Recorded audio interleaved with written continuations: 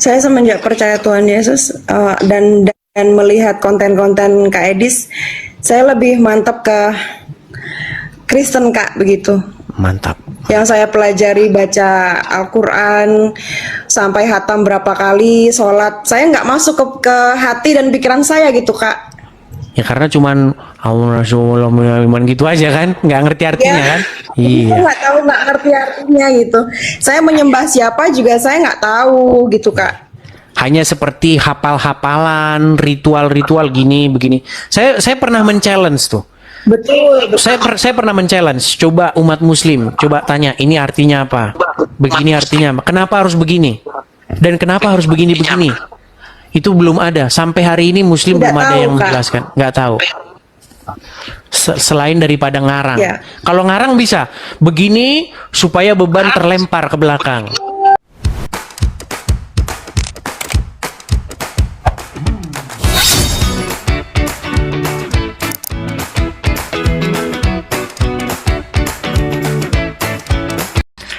Di tempat saya ini itu nggak boleh orang bohong.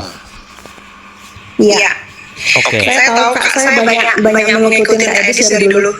Oke, coba apa buktinya bahwa memang Kak Agatha, Kak Mita tadinya itu muslimah? Berapa tahun jadi muslimah? Kemudian sekarang dalam posisi apa? Silakan. Gini Kak, saya dari lahir itu Muslim.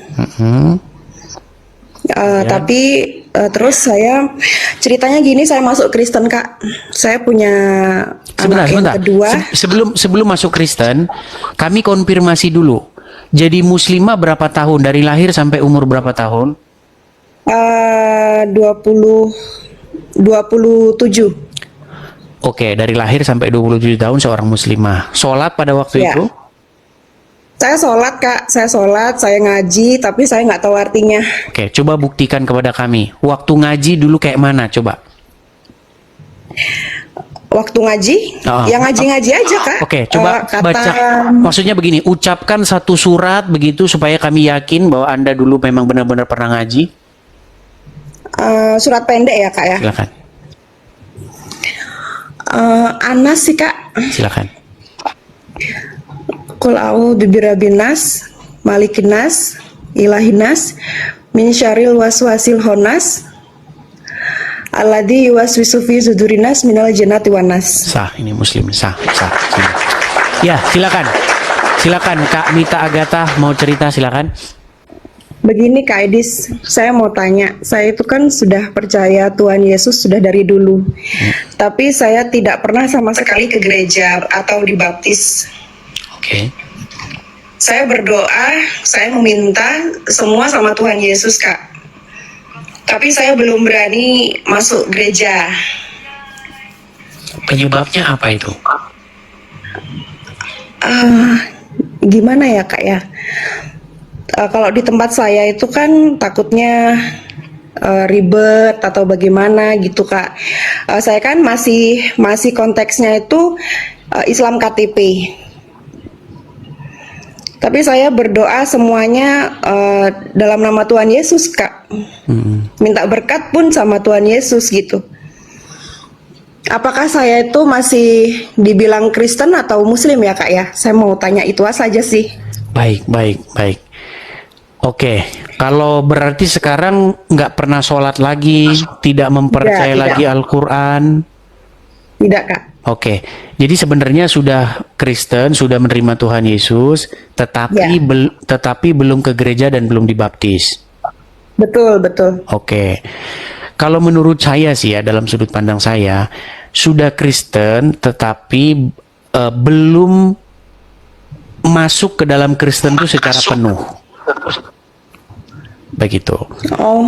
Ya, jadi saya belum sah jadi Kristen ya Kak ya? Ya sebenarnya sudah sah-sah saja, cuman alangkah lebih afdolnya, alangkah lebih tepatnya untuk melakukan sesuatu yang diajarkan di dalam kekristenan. Karena barang siapa yang percaya, maka dia harus dibaptis dulu. Begitu. Jadi harus baptis ya Kak ya? Iya, baptis dulu, datang ke gereja terdekat.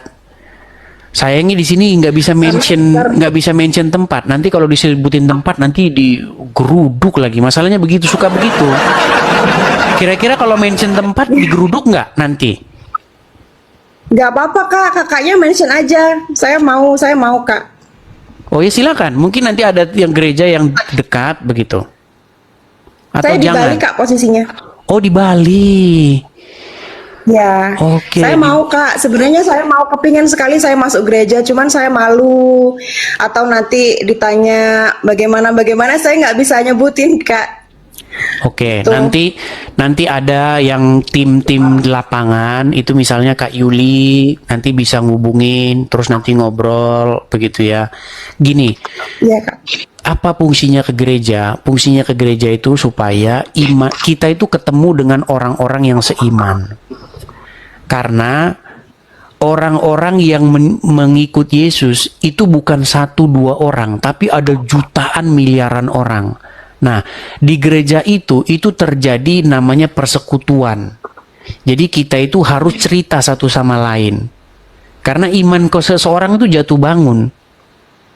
Begitu. Jadi Iya, satu sama lain itu saling menguatkan, saling mengingatkan, begitu. Kemudian di gereja itu kita disiram dengan firman Tuhan, begitu. Jadi supaya saya harus ke gereja ya kak ya. iya, begitu. Cuman ke gereja itu nggak dipaksakan juga. Ke gereja itu adalah fungsinya Saya supaya mau tanya Kak Edis, kalau Kristen itu apakah harus diwajibkan seperti Muslim sholat, bagaimana harus ke gereja? enggak. Oh, Ke gereja enggak ya, Kak? ke gereja itu misalnya gini, hari Minggu nggak ke gereja terus dicambuk di api neraka gitu, enggak. Kalau muslim kan meninggalkan sholat ini begitu, sholat apa misalnya Dosa, sholat Kak, dosa. subuh maka 70 tahun dibakar di neraka gitu kan. Nah itu kalau muslim. Nah kalau di Kristen enggak. Orang nggak ke gereja itu bukan dia nanti akan dapat hukuman apa enggak. Tetapi disarankan supaya jangan menjauhkan diri dari pertemuan. Nah kata pertemuan itulah gereja, cikal bakal gereja. Supaya apa? Supaya kita itu jangan iman kita itu surut. Jadi ibarat kata bara api itu harus berkumpul dengan sesama bara api supaya dia terus menyala. Kalau dia keluar dari kumpulan itu, maka dia itu akan redup. Begitu. Spiritnya itu lama-lama mati begitu. Kak, kalau gereja itu kan harus ada, maaf saya sebutin GBI, GKI itu yang bagus, yang mana ya Kak? Yang bagus itu adalah gereja yang mengajarkan firman Tuhan yang sesuai dengan Bible, yang biblikal. Begitu. Nah itu saya nggak tahu Kak di sini. Nah, itu makanya harus kita nyari sendiri.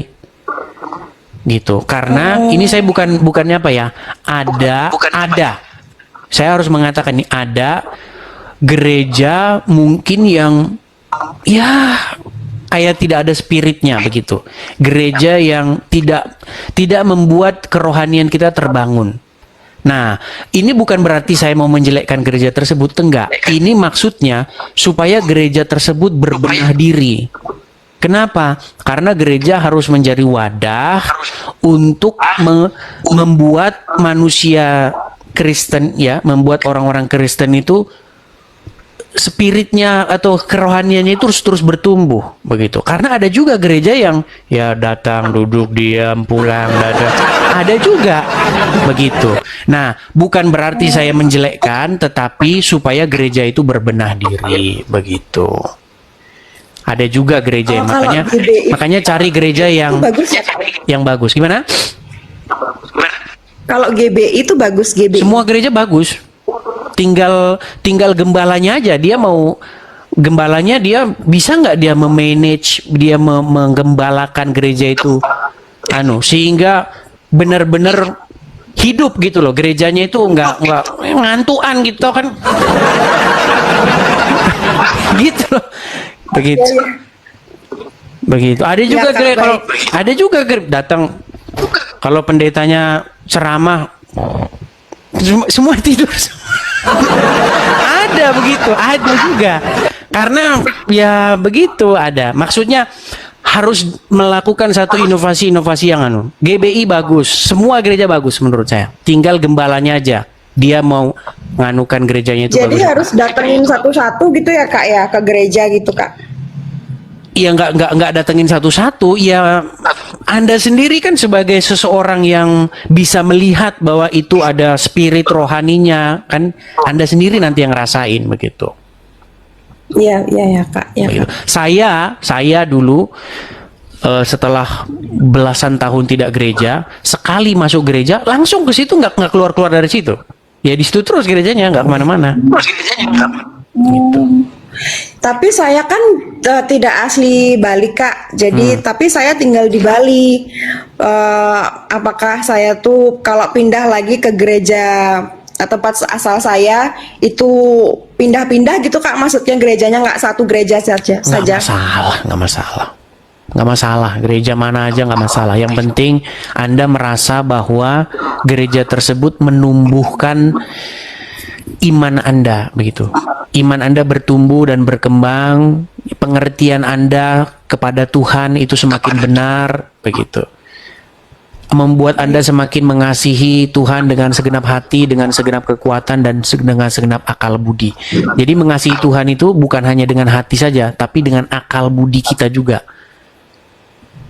Iya Kak. Begitu. Saya semenjak percaya Tuhan Yesus dan melihat konten-konten Kak Edis, saya lebih mantap ke Kristen Kak, begitu. Mantap. Yang saya pelajari baca Al-Quran sampai hatam berapa kali, sholat, saya nggak masuk ke hati dan pikiran saya gitu Kak. Ya karena cuman Allah Rasulullah iman gitu aja kan, nggak ngerti artinya kan. Iya. Nggak tahu, nggak ngerti artinya gitu. Saya menyembah siapa juga saya nggak tahu gitu Kak. Hanya seperti hafal-hafalan, ritual-ritual gini begini. Saya pernah men-challenge tuh. Betul. Saya pernah men-challenge. Coba umat Muslim, coba tanya ini artinya apa? Begini artinya apa? Kenapa harus begini? Dan kenapa harus begini-begini? Itu belum ada. Sampai hari ini Muslim Tidak belum ada tahu, yang Kak. menjelaskan. Nggak tahu. Selain daripada ngarang. Ya. Kalau ngarang bisa. Begini supaya beban terlempar ke belakang. Memangnya kayu? Ya pokoknya saya tuh udah 13 tahun menanyakan itu. Saya apa? Kalau bahasa Inggrisnya asking around gitu ya. Saya tanya-tanya semua begitu ya. Jawabannya itu nggak ada yang jelas begitu. Ada yang bilang begini supaya beban terlempar ke belakang. Ada yang pokoknya macam-macam lah penjelasannya. Begitu. Nah, makanya dalam Kristen datang kepada Tuhan itu kita bukan ritual begitu loh, bukan membawa gerakan-gerakan badan. Bukan soal gerakan tubuh begitu. Bagaimana datang kepada Tuhan tuh memang membawa hati kita begitu loh. Saya kepengen sekali ke gereja, cuman nanti Nanti gereja ada mana tuh saya belum ngerti gitu Kak. Oke, boleh lah. Nanti di situ ada Kak Yuli, ada siapa? Nanti sama yang perempuan-perempuan, gabung yang perempuan-perempuan. Ada Sofiatul begitu ya. Ngobrol-ngobrol gitu. Cuman memang yang di Iya, Kak, Indonesia bisa yang ini. bisa di DM Kak. Nanti mungkin ada yang DM. Begitu. Ya baik. Hanya itu Saya saja. senang sekali masuk ke roomnya Kak Edis. Saya bisa tahu apakah saya tuh sudah masuk Kristen walaupun belum dibaptis begitu. Sudah Kristen, sudah ini tinggal penyempurnaannya saja. Begitu. Oh iya. Oke. Mungkin nanti ada yang inbox, ada yang ini. Ya intinya pesan saya tadi, menjadi Kristen itu harus mengasihi Tuhan dengan segenap hati, dengan segenap kekuatan, dan dengan segenap akal budi. Jadi akal budi juga harus dipakai dalam mengasihi Tuhan itu. Supaya kita pinter. Begitu. Jadi imannya bernalar, bukan iman buta nggak jelas begitu. Ya. Oke, hanya itu saja ya. Kak Mita Agatha. Terima kasih Kak Edis. Sama-sama. Saya turunkan ya. Ya teman-teman dan saudara sekalian, mari kita bantu Edis TV untuk menjawab pertanyaan dari Murtadin ini. Ya, yang pertama, bolehkah kita pindah-pindah gereja? Ya, dalam iman kekristenan sendiri sebenarnya tidak ada penegasan yang diajarkan agar tidak berpindah-pindah gereja. Nah, tetapi firman Tuhan mengatakan bahwa kita tetap setia dan kita tidak boleh menjauhkan diri dari pertemuan-pertemuan orang percaya, ya. Ini ditulis dalam 1 Korintus 15 ayatnya yang ke-58. Rasul Paulus menegaskan kenapa hal itu ditekankan supaya kita tetap mendapatkan, supaya agar kita mendapatkan pengajaran yang utuh. Karena banyak hamba-hamba Tuhan yang mengajarkan pengajaran-pengajaran di luar dari Alkitab, ya, di luar daripada firman Tuhan. Misalkan apa? Contohnya, mereka mengajarkan tentang ya mujizat-mujizat kesembuhan, ya pengalaman-pengalaman pribadi mereka lah. Atau misalkan apa lagi? Contohnya mengenai kebutuhan ekonomi, hanya fokusnya itu. Atau ya teologi-teologi kemakmuran lah, seperti itu. Misalkan kalau kita sering sakit berarti kita tidak diberkati Tuhan. Atau kalau kita masih miskin berarti kita banyak dosa dan ya kita tidak diberkati Tuhan. Ya kira-kira seperti itu. Dan masih banyak lain lagi. Nah, oke, berkenaan dengan pertanyaan yang kedua berikutnya, yaitu gereja mana yang paling baik? Ya sebenarnya gereja itu semua baik adanya. Hanya saja manusianya di dalam, atau pengajarnya, atau para gembala dan juga wakil-wakil gembala dan lain sebagainya yang dipercayakan melayani di dalam gereja tersebut yang tidak mengajarkan firman Tuhan dengan benar. Makanya perlu kita lihat background dari seorang pemimpin atau gembala jemaat.